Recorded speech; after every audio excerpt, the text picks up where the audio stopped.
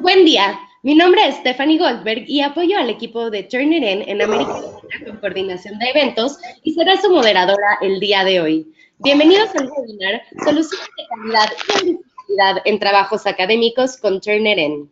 Ahora bien, permítanme presentarles a nuestro panelista invitado, Rafael Botello Álvarez, profesional en biblioteconomía y sistemas de información en línea de la Benemérita Universidad Autónoma de Puebla. Bienvenido, muchas gracias por estar aquí con nosotros el día de hoy.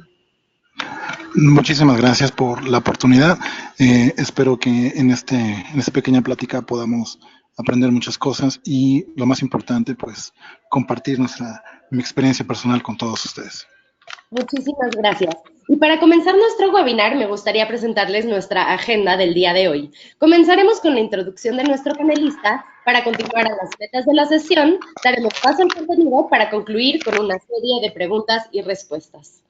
Por más de 15 años, Rafael Botello se ha dedicado a ofrecer soluciones de información académica y científica, asistiéndose en sistemas de información en línea. En la actualidad colabora en la Dirección General de Bibliotecas de la Benemérita Universidad Autónoma de Puebla, en México, donde ha dado constancia de que la clave del éxito empieza en la construcción de personas con integridad académica y el respeto al derecho de autor. Bien, ahora hablaremos un poco sobre las metas de la sesión. Rafael compartirá en este webinar sus experiencias en la construcción de personas con identidad y cultura en el respeto al derecho de autor mediante el uso de Turnitin. Hablará de la interpretación y el análisis en la similitud y originalidad aplicada a un programa de integridad académica y también de la importancia de que esta construcción sea precedida por el entrenamiento temprano y la aplicación de mecanismos que permiten asegurar la calidad y originalidad en la producción académica disponible en repositorios digitales.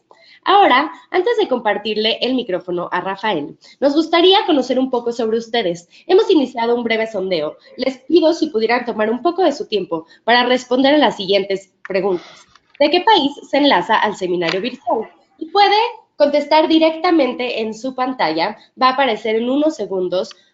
Y nuestras opciones son México, Perú, Colombia, Ecuador u otro. Vamos a dar un poco de tiempo para que puedan contestar directamente en su pantalla.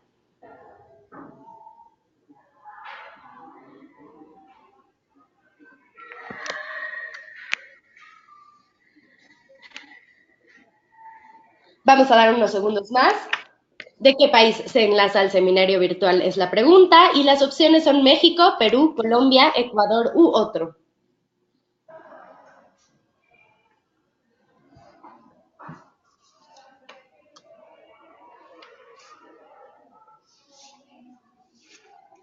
Y ahora estoy compartiendo con ustedes en la pantalla los resultados. Tenemos 18% de personas de México, 34% de Perú, 25% de Colombia, 11% de Ecuador y 12% de otro. Les agradecemos mucho por participar en estos sondeos. Nos dan una mejor idea de quién nos acompaña el día de hoy. Y esta es nuestra segunda pregunta que estará comenzando a aparecer en sus pantallas y que dice, ¿qué rol cumple en su institución? Y las opciones son administración, docencia, informática o tecnología, investigación o editorial u otro. Vamos a dar unos segundos para que pueda aparecer en sus pantallas y puedan contestar.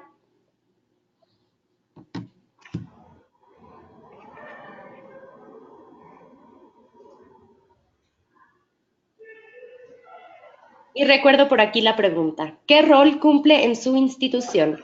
Administración, docencia, informática o tecnología, investigación o editorial u otro.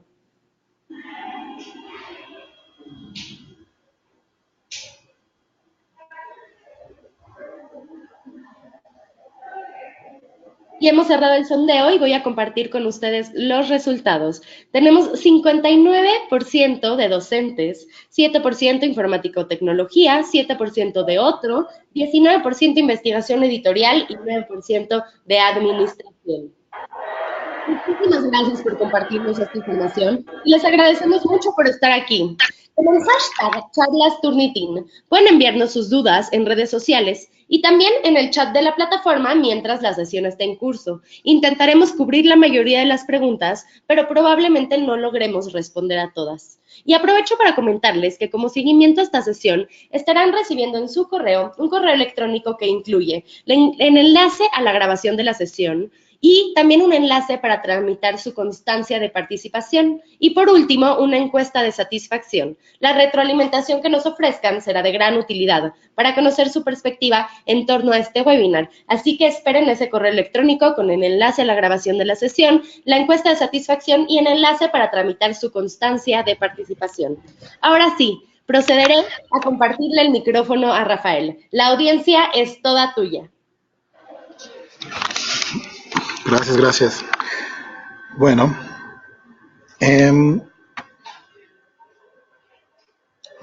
gracias chicos. Muy buenas tardes tengan todos ustedes.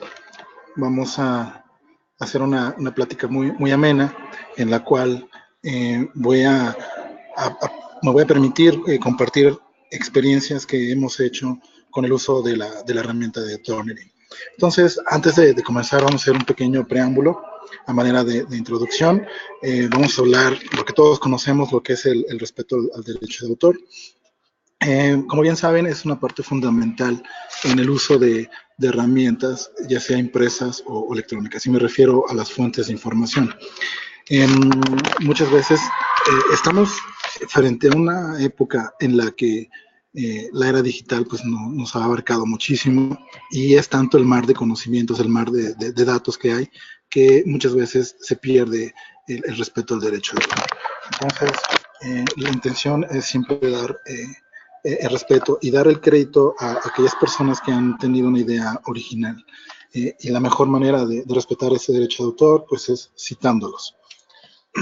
Si vamos a realizar parafraseos, bueno, debemos de estar siempre pensando, direccionando ese mismo respeto durante un crédito. Como he dicho, la mejor oportunidad de hacerlo es a través de una citación.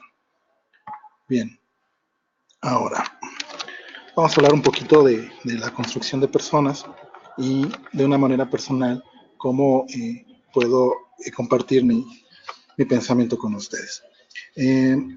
Creo en la fuerte necesidad de la creación de espacios donde las personas puedan interactuar, donde es necesario involucrar mucho a nuestros estudiantes. Muchos estudiantes tienen un potencial enorme y pueden ser muy creativos, pueden hacer de su conocimiento, pueden convertirlo a una idea muy creativa.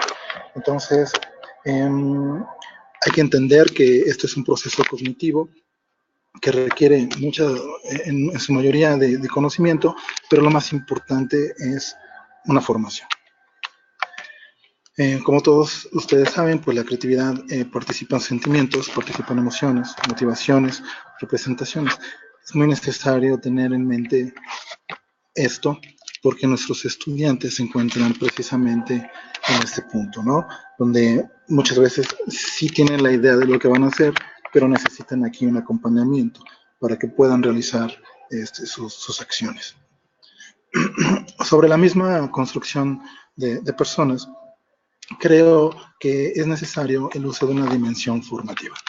Es decir, aquí nuestros usuarios, nuestros estudiantes, nuestro personal académico, pues tiene que saber el uso adecuado de fuentes de información digital e impresa. Cada uno de estos formatos pues necesita un tratamiento diferente, y es aquí donde cada uno de nuestros usuarios pues debe de interpretarlo de la mejor manera. También considero mucho el rollo del manejo de metodologías que tenga que ver con la gestión de citas. Ya todos por ahí conocemos el uso de gestores de referencias, ¿no? Por ejemplo, se encuentran los software de carácter abierto, o incluso hay que comprar licencias de otros más. Pero lo interesante de esto es que es un material de apoyo para que todos nuestros estudiantes tengan la oportunidad de ejercer de buena manera un estándar de citación. Algo muy importante que me atrevo a compartir con ustedes es el hecho de conocer a nuestros estudiantes. Como saben, en su mayoría, nuestros estudiantes nacieron en el año 2000. Entonces, ellos ya, de alguna manera, ya nacen con el uso de muchas tecnologías. Entonces, como bien saben, nuestros estudiantes ya están leyendo de manera vertical, porque ellos utilizan mucho el uso de sus teléfonos celulares o de sus tabletas. Así como también nuestros usuarios ya son más activos en redes sociales. Entonces, ahí hay que tener mucho cuidado a la hora de trabajar con ellos. Lo que trato de entender, lo que trato de decirles es que el acompañamiento que les vamos a brindar nosotros como bibliotecarios, como personal docente, es exactamente un aspecto de acompañamiento, nunca dejarlos solos.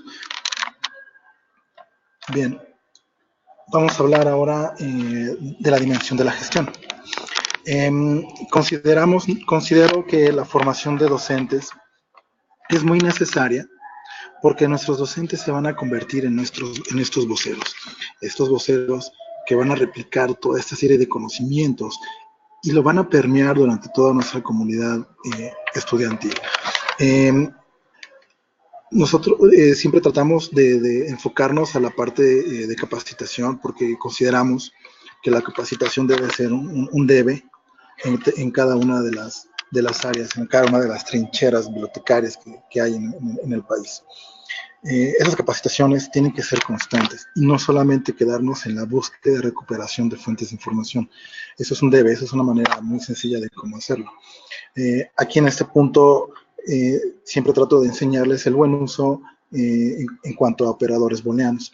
Ya saben, el uso de operadores booleanos que vienen desde el uso de comillas para buscar frases completas o el uso del AND, del operador OR, del operador NOT, que cada uno tiene su diferente estrategia de búsqueda. Pero si nosotros nos enfocamos mucho en ese aspecto, estoy seguro que nuestros estudiantes sabrán cómo primero identificar esas fuentes de información. Es un proceso de construcción, es un proceso en el que nuestros alumnos primero deben precisamente saber cómo buscar información. Y los docentes a su vez tienen que saber cómo enseñarles a buscar esta información. Entonces, aquí es el punto de donde vamos a conocer a todos nuestros docentes. Como bien saben, en el cuerpo académico pues hay muchas edades y entre cada uno de ellos tienen diferentes apreciaciones de ver las tecnologías. Me voy a enfocar un poquito más a los sistemas de información en línea, porque esa es la herramienta con la que yo me puedo apoyar para proporcionarles fuentes de información a todos nuestros estudiantes y, por qué no, también a nuestros académicos. Los académicos, hasta cierto punto, ellos traen una metodología hasta cierto punto aprendida a través de los años, a través de su propia experiencia, pero es aquí donde nosotros interactuamos con ellos e incluso les podemos facilitar de alguna manera el uso de plataformas de internet, ¿no? Como les vengo diciendo, el rollo aquí es muy, muy interesante, es un rollo muy involucrativo en el que tiene que participar la academia, en el que tiene que participar la biblioteca como un lugar de partida de todo este conocimiento. ¿Por qué el entrenamiento temprano es necesario en esta coyuntura de las competencias informacionales? Bueno, el entrenamiento temprano nos va a permitir, número uno, conocer tanto nuestra comunidad académica como nuestra comunidad estudiantil. Las competencias informacionales tienen que ver mucho y en gran medida con todas aquellas estrategias, con todas las herramientas que una biblioteca cuenta. Las competencias informacionales tienen que ver mucho también con cómo se ofertan los servicios que tiene una biblioteca, los servicios que tiene una dependencia, una institución, para que a su vez las competencias de investigación, bueno, ellas puedan precisamente ocupar todavía medios más complejos en los cuales encontrar información más especializada, en la cual ellos puedan ser propios autores de muchas fuentes de información, y todo a su vez es algo muy involucrativo, ¿no? No me voy a cansar de decir que el empoderamiento de una biblioteca frente a una área académica, pues se tiene que dar. Se está haciendo en Europa está ya muy allegada la parte bibliotecaria con la parte académica, y entonces es ahí donde empieza el reforzamiento de conocimientos. En este caso voy a hablar un poquito más de las competencias informacionales que tiene que ver mucho con el volumen de información. No sé ustedes, pero de repente, cuando encuentran información en Google, pues se encuentran se encuentran frente al mar de información que tiene Google. Es aquí donde viene el buen uso de operadores booleanos, de filtros, que muchas veces muchas plataformas de información en línea ya las proveen. Entonces, aquí viene la segunda parte, que es el rollo de la calidad de la información. Como bien saben, Google maneja mucha información, tanto académica como científica, pero también como de una creación propia. Entonces, lo que nos permitimos siempre a todos nuestros usuarios es que eviten precisamente el rollo de fuentes como lo es Wikipedia, como lo es por ahí el Rincón del Vago, que son plataformas muy concurridas, y por qué no también las plataformas que hasta suena risorio, pero enchúlame la tesis es una realidad, y muchas veces pues solamente nuestros estudiantes pues copian y pegan, ¿no? Y no están respaldando, no están aportando nada a su propia investigación. La citación de la información es el punto por donde vamos a darle respeto a todos nuestros autores, donde es una formación, es un proceso en el cual el estudiante tiene que aprender a citar de manera correcta. Hay muchos estándares, está el Vancouver, no sé, está Chicago, está la sexta edición. Cada institución, cada área del conocimiento maneja la propia, pero es bien importante siempre estar como bibliotecarios, repito una vez más, estar en un eje de acompañamiento frente a nuestra comunidad universitaria. Entonces pasamos así, un ejemplo muy sencillo. Como verán, muchas plataformas de información en línea pues nos dan de cierta manera la facilidad de obtener recursos de manera rápida. Lo que tiene ahí en pantalla es una conformación en APA. Entonces, cuando voy a una plática de formación, a una plática de inducción, siempre les hago este punto. Tiene que ser una revisión a conciencia de todo lo que hay. Como verán, y ustedes son propios jueces, esta es una referencia en APA que no sé, a su propio juicio ya es que ya no está vigente, ya no pertenece a la parte de la sexta edición. Entonces aquí es donde comenzamos a hacer conciencia en todos nuestros usuarios. Les pido que leen una revisión y que me digan de esa referencia qué es lo que le quitarían, qué le podrían añadir o de alguna manera si es correcta la revisión en APA. Ustedes son jueces de este pegado de pantalla. Bien, vamos a hablar un poquito acerca de los mecanismos para asegurar la calidad y originalidad. Hemos hablado acerca de los que son los procesos de inducción. Los procesos de inducción para nosotros es muy importante darles a conocer todos los servicios y en cierta parte enseñarles los recursos que los estudiantes pueden acceder. En esa parte los estudiantes y la comunidad docente pues tienen una visión diferente del mar de conocimientos y el mar de información que hay, no solamente en Internet, sino que también pueden conocer el acervo impreso que tiene cada biblioteca. El proceso de inducción prácticamente se dedican alrededor de 30 minutos, no se les enseña muchísimo más porque definitivamente nuestros usuarios van a quedar perplejos, van a quedarse hasta cierto punto ofuscados, precisamente por todo este rollo, ¿no? Porque es tanta información que no van a procesarlo. Entonces, recomiendo que un proceso de inducción no supere más de 30 minutos y que solamente se toquen temas de cómo localizar la información y qué hay dentro de las plataformas. Acto seguido viene los procesos de formación. Los procesos de formación es un punto también, un eje único que hay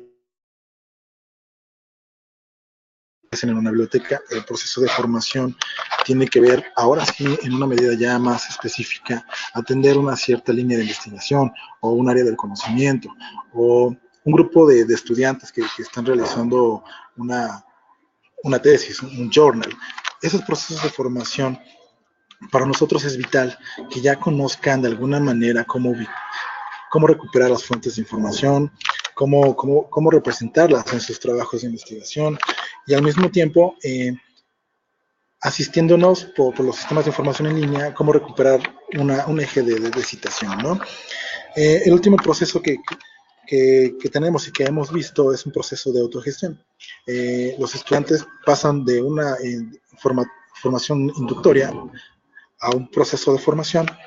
Y el último proceso es una parte de autogestión, donde el personal bibliotecario y el personal docente debe de seguir un método de acompañamiento entre toda su comunidad estudiantil. No es dejarlos en el limbo y que ellos mismos sean jueces de su propia información. Aquí es donde más van a necesitar a todos ustedes. Tienen que identificar precisamente de las todo el universo de información, qué es lo que pueden hacer, lo que pueden tener a la mano, lo que pueden acceder y en qué espacio lo pueden acceder. Entonces, los procesos de autogestión también es muy importante para asegurar los mecanismos de calidad y originalidad. Bien, ahora, ¿cómo trabaja Turnitin con este rollo de verificar la originalidad de trabajos académicos? Bueno, Turnitin, como todos saben, los que no conozcan la herramienta, es una herramienta capaz de verificar contenidos en Internet a través de una base de datos de Crossref. Crossref es una base de datos donde muchas instituciones ponen a consideración sus trabajos académicos, trabajos docentes de investigación, para que en esa base de datos primero sea una partida de búsqueda y de comparación con los trabajos académicos que están realizando nuestra comunidad estudiantil y académica. Acto seguido, también Turnitin maneja una propia base de datos de documentos cargados en Turnitin. Entonces, el número de elementos que son comparativos, pues van en aumento. Estamos hablando de millones de datos que están ahí, y no solamente se tiene un acceso, un alcance al idioma español, sino que también tiene muchísimos idiomas. Y por último, Turnitin también hace un comparativo con todos los elementos que se encuentran en Internet. Todo lo que esté digitalizado, todo lo que esté disponible en Internet, también es un objeto de comparativo de toda la herramienta de Turnitin. Entonces, Turnitin la he ocupado precisamente para poder encontrar muchas similitudes y muchos porcentajes de originalidad. Lo que me voy a permitir recomendarles es que una vez que tengan la plataforma de Turnitin o puedan tener cualquier otra plataforma que nos ayude a la mitigación del plagio académico, es precisamente, primero, que ustedes como bibliotecarios o como docentes comprendan la herramienta. Tienen que asistir a sesiones de capacitación. Afortunadamente tenemos las dos versiones, la parte presencial o como en esta pequeña plática que es online. Entonces estoy seguro que es necesario que aprendan el uso de la plataforma, que no solamente se queden con los manuales que pueden encontrar en la red, sino que asistan a capacitaciones presenciales. Es necesario entender siempre las herramientas para que a su vez el alumno pueda también interpretar la herramienta, ¿no? Otra cosa que también me permito recomendarles es que en su biblioteca, una vez que tengan ya identificado algún sistema de detección de plagio académico, bueno, que ese servicio se ofrezca en su biblioteca. ¿Por qué es necesario ofrecer ese servicio en su biblioteca? Recuerden que hay que empoderar su biblioteca en un ámbito académico, pero también hay que hacer partícipe de este ambiente académico. ¿Por qué? Es necesario contar con este servicio, precisamente porque nuestros usuarios hasta ciertos puntos no se sienten muy cómodos con el docente, entonces muchas veces acuden con un bibliotecario o viceversa. Entonces, el servicio lo pueden ofrecer ustedes sin ningún problema, pero recuerden siempre estar bien capacitados para poder realizar este tipo de servicios. ¿Cómo vamos a interpretar y analizar las similitudes? Bueno, los que ya conocen Turnitin saben que ellos manejan unos rangos de colores, en el cual conforme se vaya acercando a un 100%, pues va cambiando de tonos.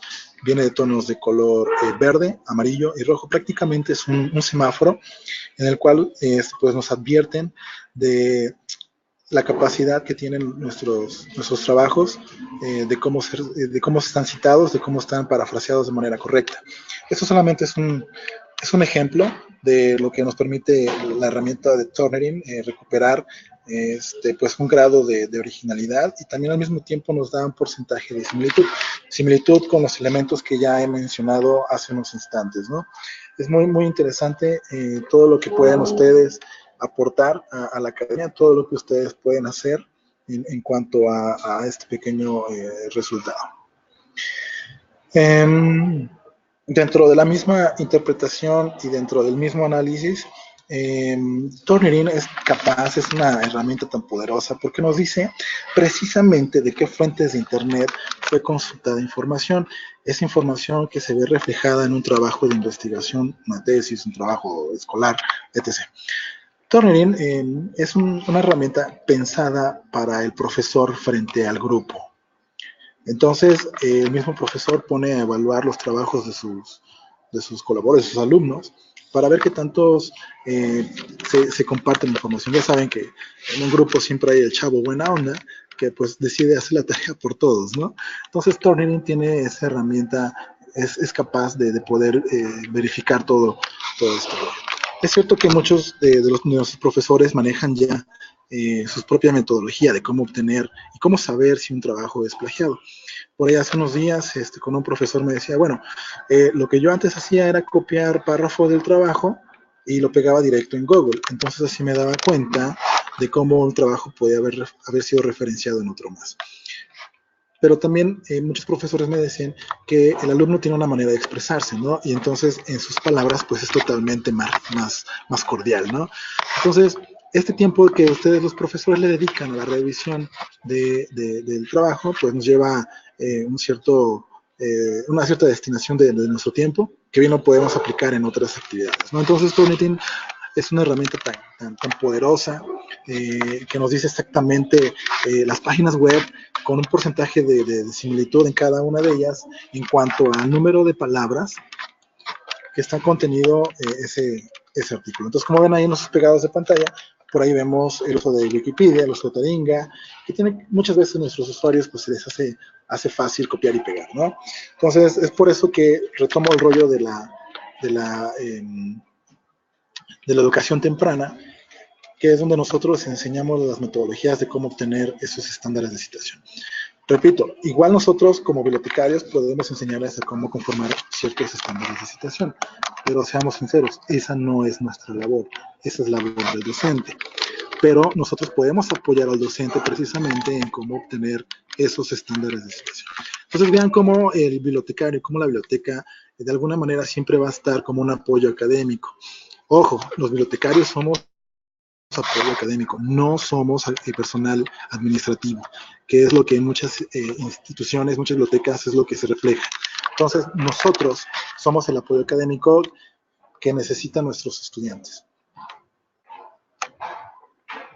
Bien, continuando con la interpretación y análisis de la similitud, bueno, esos porcentajes que se obtienen de similitud nos dan la pauta para que ustedes mismos puedan generar algún tipo de reportes.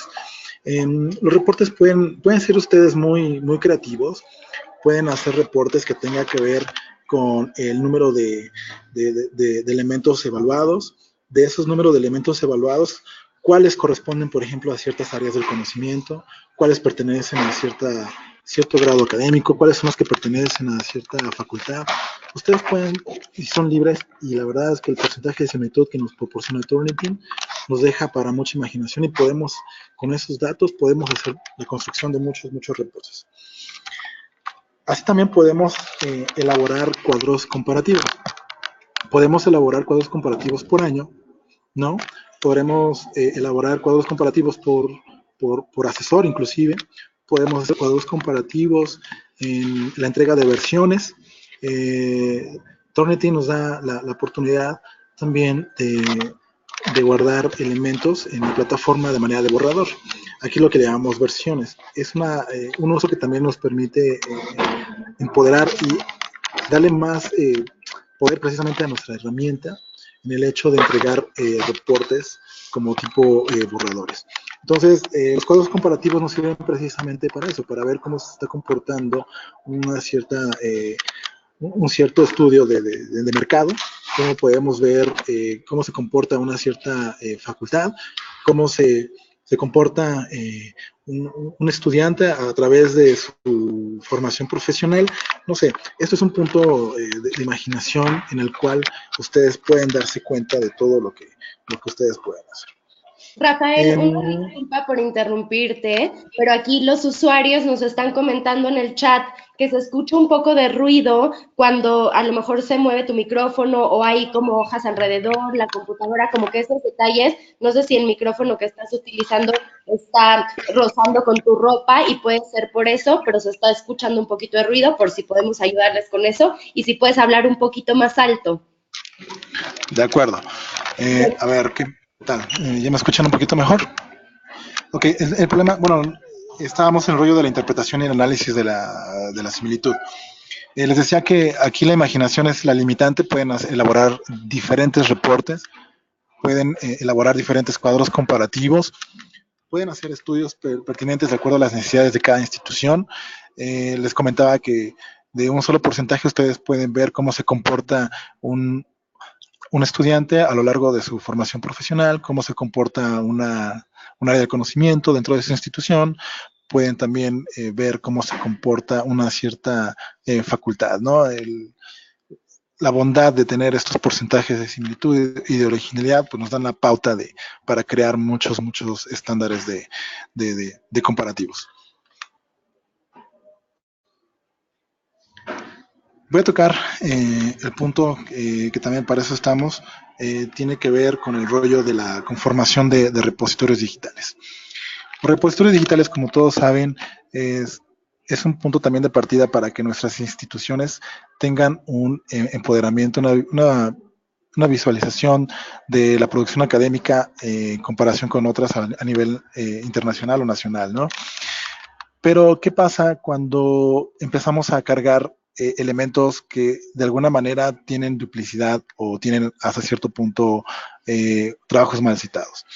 Resulta que la información contenida en esos repositorios pues se vuelve pues un poco difícil de tratar, ¿no?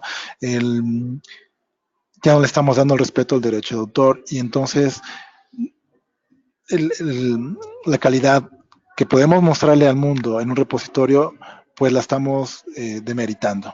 Entonces, un repositorio digital tiene que pasar siempre por una serie de procesos. Lo primero que tenemos que hacer definitivamente es contar con los análisis de originalidad y de similitud. Esto nos ayuda muchísimo para una toma de decisión de lo que vamos a poder subir o no a un repositorio institucional. Definitivamente no creo que la institución vaya a subir documentos plagiados, eso queda muy claro. Una vez que ustedes tengan esa toma de decisión, que sepan qué es lo que van a hacer, es necesario contar con una política de integridad. La política de integridad es un aspecto muy importante en cada una de las instituciones. En mi país ya muchas instituciones ya tienen un gran avance en su política de integridad académica, donde debe de generar sanciones ya sean académicas, ya sean económicas, no lo sé, pero es importante una política de integridad académica. Si una política de integridad académica, su institución queda desamparada frente a estos temas de plagio. Entonces, aquí viene muy bien el rollo de conformación de comités académicos. Si bien es cierto, los bibliotecarios no son hasta cierto punto multidisciplinarios, ¿cierto? Entonces hay tantas líneas de investigación que un bibliotecario no tiene ese alcance de cómo conocer esa información. Entonces, es necesario la conformación de comités académicos para que ellos mismos sean los que puedan dar un veredicto sobre un tema. Aquí hay algo muy importante, asistentes. El servicio que ofrece el Turnitin es precisamente un servicio de verificación. Ustedes como bibliotecarios no tienen las facultades, de hecho no tenemos las facultades para decidir si un trabajo es plagiado o no. Este trabajo más bien es un trabajo colaborativo entre la academia, entre los docentes, entre los asesores de tesis, de trabajos y el mismo autor. Es bien importante el uso de comités porque cada comité puede estar integrado de acuerdo a cada facultad, a cada línea de investigación y entonces sí ser prácticamente nuestro primer acercamiento como una revisión por pares. Los comités a los comités académicos son aquellos que van a decidir si realmente un trabajo es plagio o no. Por ejemplo, cuando nosotros trabajamos con tesis, con elementos que tienen que ver con un colegio de historia, pues nos damos cuenta que el porcentaje de similitud anda entre el 80%, 75%, pero no quiere decir que esa tesis sea un elemento considerado plagio, para nada. Recuerden que la historia pues siempre va a estar referenciada en un marco histórico, entonces la herramienta lo que hace pues es solamente señalar qué párrafos son similares a otros trabajos. Entonces, aquí lo interesante de esta situación es que solamente nosotros les vamos a colocar este sello distintivo de un momento de verificación para que el mismo comité académico se encargue precisamente de ver si es plagio o no. Pasa algo muy común, como por ejemplo cuando uno va a realizar los estudios de análisis de sangre, vamos a un laboratorio, entregamos nuestra muestra, nos regresan esa muestra, pero vemos que realmente en esa muestra vemos el uso, bueno, la cantidad de triglicéridos, la cantidad de azúcares, que tal vez a cierto punto uno no lo puede comprender. Es necesario ir con nuestro médico de cabecera y llevarle a estos estudios. Entonces, ahora sí el doctor nos dirá, en primera instancia, que primero le bajemos a la coca, ¿no? Y que dejemos de comer carne de puerco, por ejemplo. Entonces, es la misma noción con la que actúan nuestros comités de integridad académica. Los comités son aquellos que van a decidir si un trabajo es plagiado o no. Otra cosa que también debemos de manejar, o al menos conocer, es el uso de licencias del Creative Commons. Si bien es cierto, los repositorios, de alguna manera, hay repositorios que se encuentran de acceso cerrado para la comunidad o acceso abierto, muchas veces esos documentos deben de pasar por un proceso de autorización de la difusión de obra. Si ustedes a la hora de conformar su repositorio institucional manejan el rollo de Creative Commons, pues entonces ustedes están asegurando que esa propiedad puede reproducirse en otros muchos ejercicios, que puede ser utilizada para fines académicos y no lucrativos. El Creative Commons nos da precisamente ese respaldo hasta cierto punto legal, ¿no? Hay que conocer muy bien las licencias Creative Commons y que tiene que ver y que va muy allegado a la conformación de repositorios institucionales. Entonces, para la conformación de repositorio institucional, número uno, hay que contar con un análisis de originalidad y de similitud, porque con eso vamos a hacer una toma de decisión para saber qué es lo que vamos a cargar y no. Después de eso debemos de generar una política de integridad académica, en la cual se debe de generar sanciones para aquellos estudiantes que no están respetando el derecho de autor, que es un tema muy cuidadoso. Debemos también de conformar comités académicos especializados en cada área de investigación, o si no, al menos tener un comité académico por cada facultad.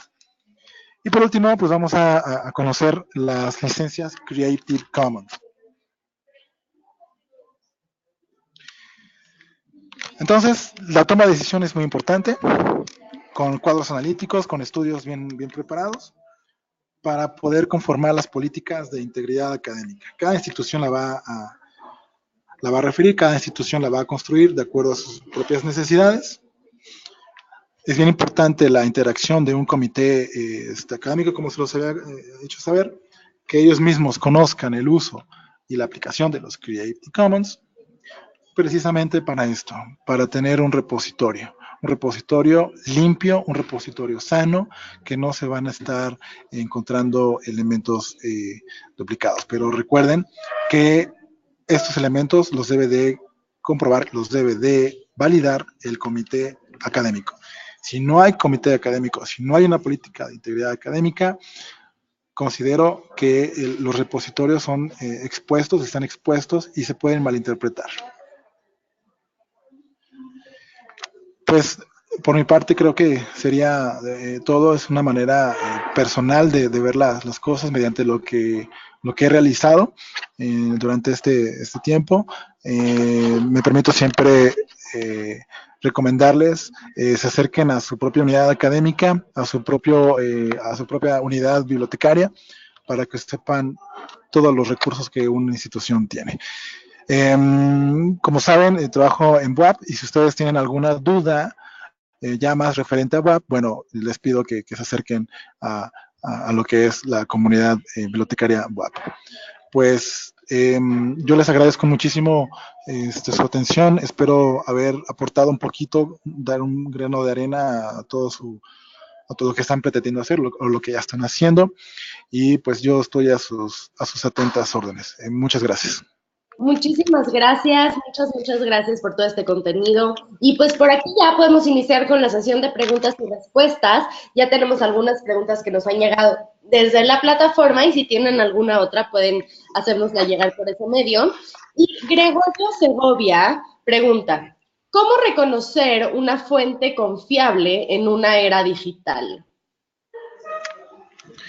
¿Cómo reconocer una fuente confiable en una era digital? Bueno, número uno, olvídense del rollo de Wikipedia, todas estas páginas que son de conformación propia, que son una conformación personal. Eso debemos de quitarlo de nuestro uso diario.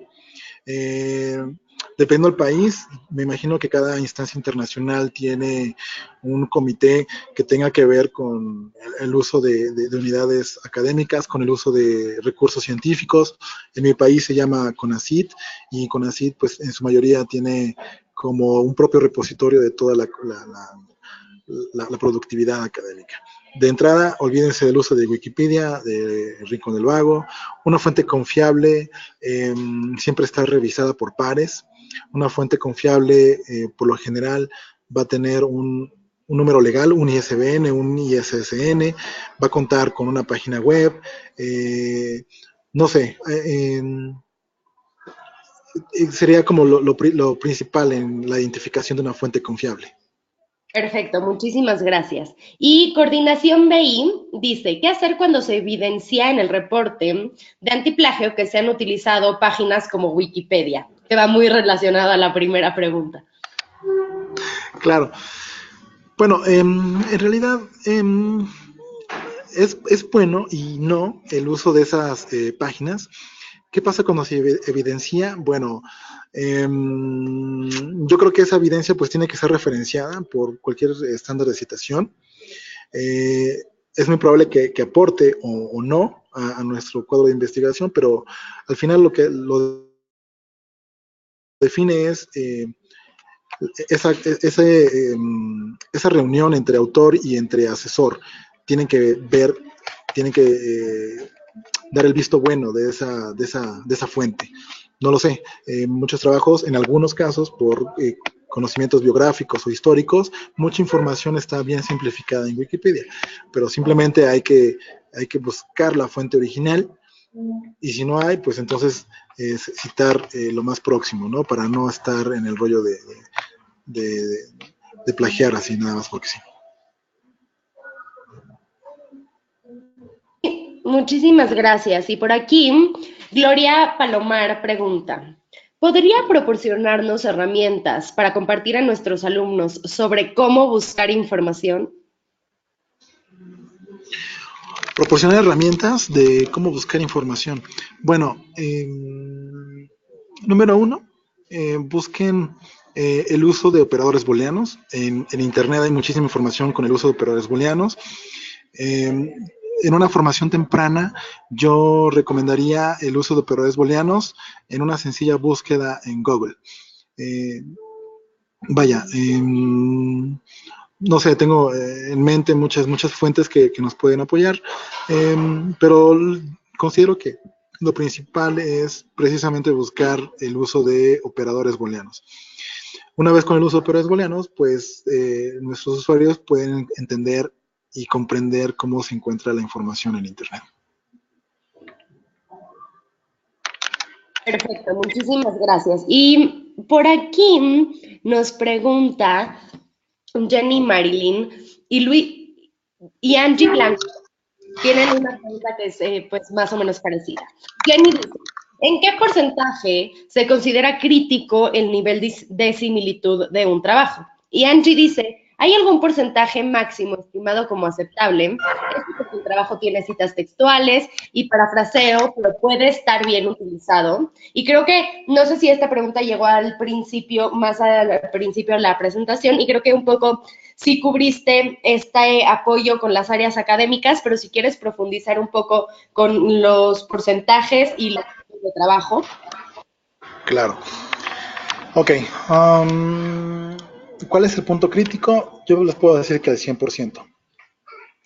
¿Cuál es el punto permisible para evidenciar que un trabajo está bien citado, bien referenciado? Depende mucho del área académica, depende mucho del área de investigación. Hace rato les comentaba que los colegios de historia andan entre un 75 y un 80% de porcentaje de similitud, pero no quiere decir que es un trabajo que esté mal referenciado. No, no, no, para nada. Al contrario, nos deja ver que un marco histórico pues está siendo bien manejado dentro de un trabajo histórico. Si hablamos, por ejemplo, de las ciencias duras, pues les puedo hablar que de un 30% para abajo se puede considerar como un trabajo aceptable.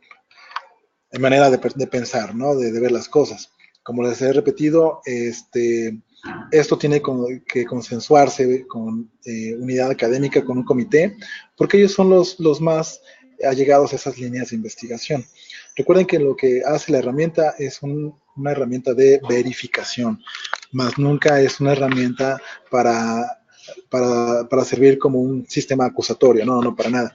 La verificación, los porcentajes de similitud, es siempre decisión del cuerpo académico.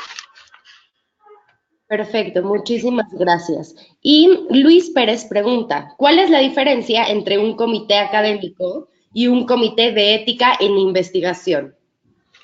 ¿Cuál es la gran diferencia que hay entre un comité académico y un comité de investigación? Los comités académicos se puede entender como el número de personas no quiere decir que el número de personas no define a un comité académico o a un comité de investigación. Un comité de investigación es más cuando se refiere al uso de, de estándares de revisión por pares, de revisión por ciego, en el cual un comité de investigación prácticamente debe de tener dentro de sus filas investigadores, gente que ya ha publicado, que conoce de una línea de investigación propia, ¿no? La gran diferencia que hay entre una parte académica y una parte de investigación, pues es esa, que en la investigación hay investigadores, hay gente que conoce del tema, muy específico, muy en particular. Un comité académico, pues solamente se rige por personas, un grupo de personas que puede conocer el tema hasta cierto punto de manera general, ¿no? Y lo que les digo, o sea, cada profesor tiene sus instancias diferentes de cómo identificar plagios o no. Eh, Considero que el uso, la integración de personal científico a los comités de investigación es lo que detona la gran diferencia entre un comité académico y un comité de investigación.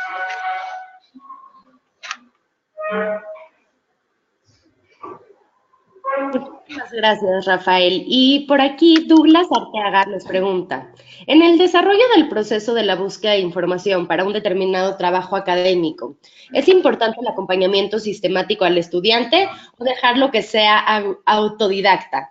Y Gaby pregunta, ¿cómo fomentar los procesos de autogestión para garantizar la calidad y originalidad en los estudiantes universitarios? Claro. Considero que el acompañamiento durante una estancia profesional es un debe, es un leitmotiv que debe tener cada institución, cada biblioteca.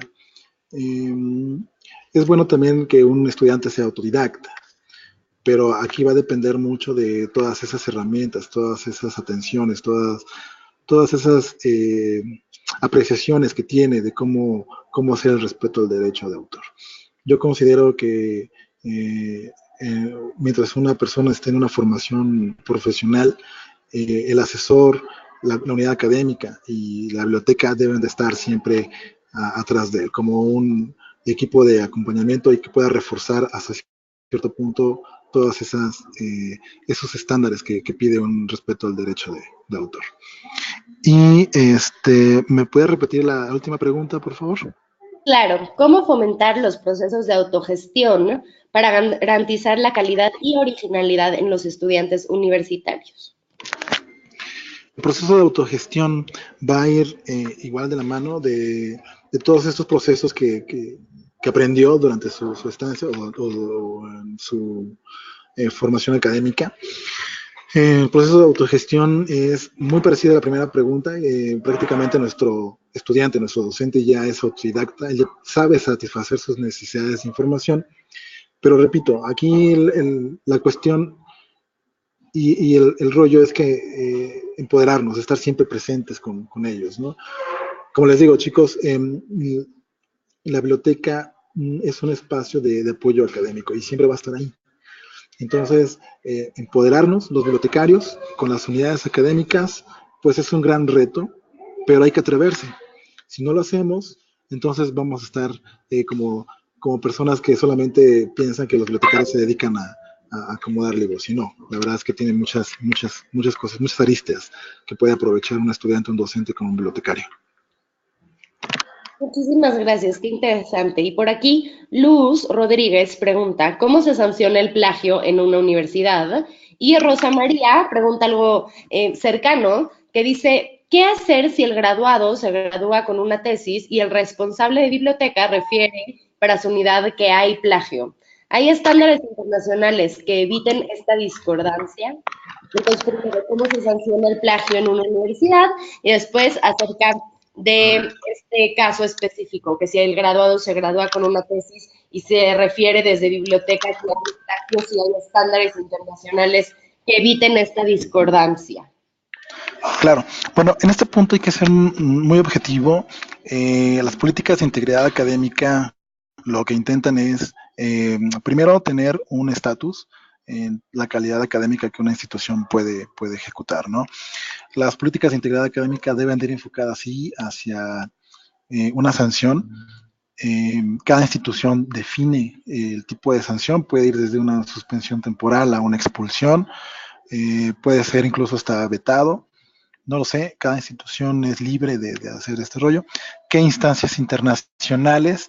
Bueno, eso también hay mucha información en la parte de Creative Commons. Yo recomendaría que se dé una vueltecilla por Creative Commons para que empiecen a darse una idea de todo la parte legal que puede generar un documento en línea. Muchísimas gracias. Y Héctor Mayol pregunta si conocen casos en que Turnitin detectó el plagio, por ejemplo, de una tesis, y como consecuencia el autor de esa tesis ha sido despojado del título obtenido. Y creo que va muy relacionado a lo que ya platicamos, que depende de las políticas de cada país y también depende de las políticas de cada institución educativa. ¿Tú qué Claro, opinas? claro, ¿qué opino? Bueno, como les he venido comentando, Turnitin es una herramienta que nos permite la verificación y hasta cierto punto conocer la originalidad de un texto. Si, en mi caso, sí hemos encontrado similitudes al 100%, pero todo recae precisamente en una unidad académica. Entonces, ellos son los que deciden si es plagio o no, o si se va a sancionar o no. Para mí es muy difícil decirlos qué sanción o qué tipo de sanción va a tener. No tengo esa facultad. Solamente lo único que hago como un operativo más en una institución, pues es utilizar la herramienta, someter el trabajo académico en esa herramienta, esperar a que la herramienta dé el veredicto a través de un porcentaje de similitud y con ese porcentaje de similitud, pues pasárselo a las instancias correspondientes. Creo que esa es mi opinión principal en esta idea. Claro, y es muy importante pues saber que al final del día el reporte de similitud es eso, es un reporte de similitud que tiene que ser evaluado, porque pues obviamente hay detalles que podrían ser o no, como tú explicaste, relativos a un marco teórico o a otros detalles que hay que ver con ojo crítico. Claro. Nos pregunta por aquí Marco Antonio, ya para casi concluir con nuestra sesión de preguntas y respuestas, ¿qué nos podrías aconsejar para configurar el sistema con criterios que permitan verificar únicamente los aportes del usuario y hacer más confiable el reporte de similitud? ¿Tú has Claro, hecho algunas configuraciones o qué es lo que haces? claro. ¿Qué configuraciones uno aporta o debe de tener configurado el sistema. Bueno, lo que realmente uno busca pues es el contenido del documento, el corpus. Entonces, Turnitin tiene afortunadamente una serie de opciones que nos permiten excluir de esa comparación el marco bibliográfico, que nos permite excluir incluso los párrafos citados y que nos deja ver todo aquello que no está citado. Entonces, lo que hacemos nosotros es ver todo, vemos toda la parte que está citada, toda la parte de creación bibliográfica. Eso les ayuda muchísimo a los asesores, porque muchos estudiantes son muy hábiles. Muchos estudiantes hasta cierto punto pueden generar su propio criterio de fuente bibliográfica, y a la hora de comparar el índice de similitud, pues vemos que el porcentaje, que esa referencia no es conocida, ¿no? Es un arma de dos filos. Todo suma en el porcentaje de originalidad. Si le decimos si configuramos a Turnitin como que excluya o incluya ciertas partes del corpus de un trabajo, pues primero, en el caso del marco bibliográfico, si yo la incluyo para que sea comparativo, voy a encontrarme con lo siguiente. Un caso muy claro es el álgebra de Baldor. ¿Cuántos trabajos han sido referenciados o cuántos trabajos están direccionados a lo que tiene la bibliografía de Baldor? Bueno, en esta tesis o en este proyecto, en este trabajo académico, pues a la hora de hacer el comparativo va a encontrar que álgebra de Baldor es parte de otros trabajos ya referenciados, ¿no? Entonces, todo esto suma, pero al final nos ayuda muchísimo porque es una herramienta en la cual puedo yo conocer si el alumno está inventando la bibliografía o no.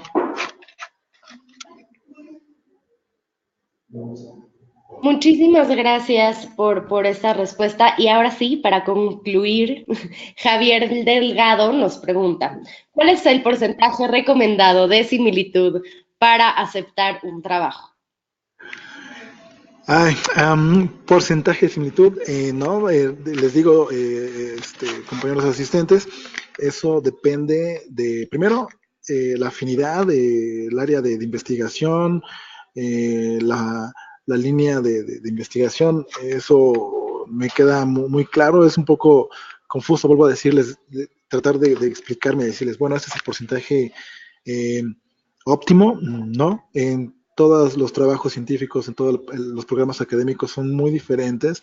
En unos tal vez la percepción original pues va más de la mano, por ejemplo, en el caso de investigaciones científicas que tienen que ver con la creación de nueva ciencia, definitivamente pues tiene que ser original el trabajo, pero si volvemos a retomar el rollo de trabajos históricos, pues ahí sí el marco histórico pues es el que va a estar viéndose muy constante, ¿no? Es muy difícil para un bibliotecario definir cuál es el porcentaje óptimo. Si yo fuera, en este caso, y perteneciera a un comité académico no sé, del área de económicos administrativos, no lo sé, tendría que revisar el trabajo, ver en qué línea de investigación está referenciado, traer algún experto que hable del mismo tema y entonces ver qué estándares de citación está utilizando y cómo lo está haciendo. Por eso es que es bien importante aquí la interacción del asesor con el autor. Es nuestra primera revisión por pares, ¿sale? Es muy complicado que un bibliotecario, que un personal administrativo que utilice la herramienta, pues de su veredicto. Es muy complicado, no lo recomiendo. Tiene que estar siempre avalado por una instancia académica. Repito, la herramienta de Turnitin es una herramienta que nos permite verificar el grado de originalidad. Nada más. Es más, Turnitin no te va a decir, este trabajo está 100% plagiado. No, solamente hace una búsqueda de similitudes. Y en base a eso es como el asesor y el autor ve las estrategias y la manera de cómo aprovechan el manejo de estándares de citación, de parafraseo y, y listo. O sea, realmente no tengo una respuesta para esta pregunta, pero sí aconsejo que la unidad académica es la que tome esa decisión. Muchísimas gracias. Creo que con esta nota de final es importante de concluir porque al final del día ustedes son los expertos, ustedes son quienes están viendo los documentos junto con el área académica y al final del día pues determinar una cantidad de porcentaje puede ser muy ambiguo si estamos analizando un documento preparado pues con mucho tiempo por algún alumno y hay que ir más a fondo que un porcentaje. Entonces hay que entrar a las fuentes, qué está citando, qué no, etcétera, para poder determinar qué es lo que está pasando y exactamente uniendo las áreas de la institución, como son la biblioteca, con el área académica y además con los tutores, los alumnos, etcétera. Es un trabajo en conjunto al final del día. Y pues me queda solamente agradecerles a todos ustedes por estar aquí con nosotros y también a ti, Rafael, por compartir este contenido. Estamos muy entusiasmados y muy agradecidos. Gracias por estar con nosotros. Recuerden que les llegará un correo electrónico de seguimiento con la grabación de la sesión, con un enlace para tramitar su constancia de participación y también con una encuesta de satisfacción. Muchísimas gracias a ustedes por estar con nosotros y muchas gracias, Rafael. Muchísimas gracias a cada uno de ustedes por sus preguntas. Una lástima que no pudimos responder a todas, pero recuerden el uso de cualquier plataforma que nos ayude a la verificación de resultados de originalidad es precisamente solamente de verificación. Es necesario la conformación de comités académicos o comités de investigación. Súper necesario, no podemos nosotros, no tenemos la facultad para decir si es plagio o no. Entonces, eh, esa sería mi recomendación, mi última recomendación, y es una recomendación que se encuentra viva. Entonces, pues muchísimas gracias. Les mando un fuerte abrazo a cada uno de ustedes asistentes y espero volverlos a leer en otra oportunidad más. Muchísimas gracias. Hasta la próxima.